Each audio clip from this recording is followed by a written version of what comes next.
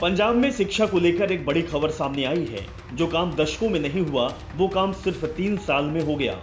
भगवंत मान की सरकार के दौरान सरकारी स्कूलों के 305 छात्रों ने जेईई मेंस 2026 पास किया है। ये सिर्फ एक आंकड़ा नहीं, बल्कि एक बदलाव की कहानी है। आइए देखते हैं ये शिक्षा क्रांति कैसे संभव हुई।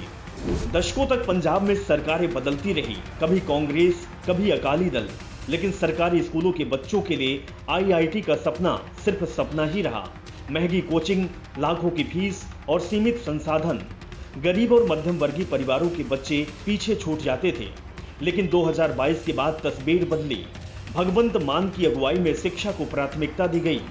सिर्फ स्कूलों की दीवारें नहीं रखी गई, बल्कि बच्चों के सपनों को उड़ान देने की योजना बनाई गई।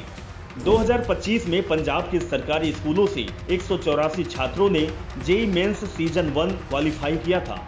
2026 में ये संख्या बढ़कर 305 हो गई, यानी एक साल में 50% से अधिक, लगभग 61% से ज्यादा ऐतिहासिक छलांग लगी।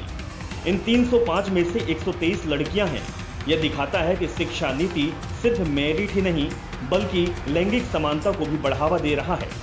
ये उपलब्धि आई 2 बड़े कार्यक्रमों के बदौलत, स्कूल ऑफ एमिनेंस यानी कि एसओई और Punjab academic coaching for excellence यानी कि पीएसीई प्रोग्राम के तहत बच्चों को 2 साल की स्ट्रक्चर्ड जेईई तैयारी बिल्कुल मुफ्त दी गई। गर्मी और सर्दी की छुट्टियों में फ्री रेसिडेंशियल कोचिंग कैंप लगाए गए।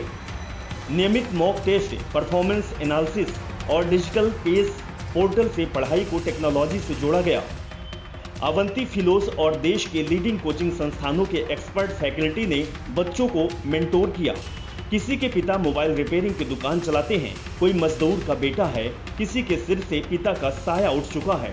इन बच्चों के घर की सालाना आमदनी 1.5 लाख से भी कम है, लेकिन आज उनके सपने आईआईटी की दहलीज पर खड़े हुए हैं। अब नजरें जेईई मेंस सीजन 2 पर। अप्रैल 2026 में एडवांस प्रिपरेशन कैंप की योजना है। लक्ष्य साफ है, आईआईटी में अधिक बच्चों का दाखिला। पंजाब सरकार का संदेश है, talent not background determines success. क्या यह पंजाब में शिक्षा क्रांति की शुरुआत है? आंकड़े तो यही बताते हैं।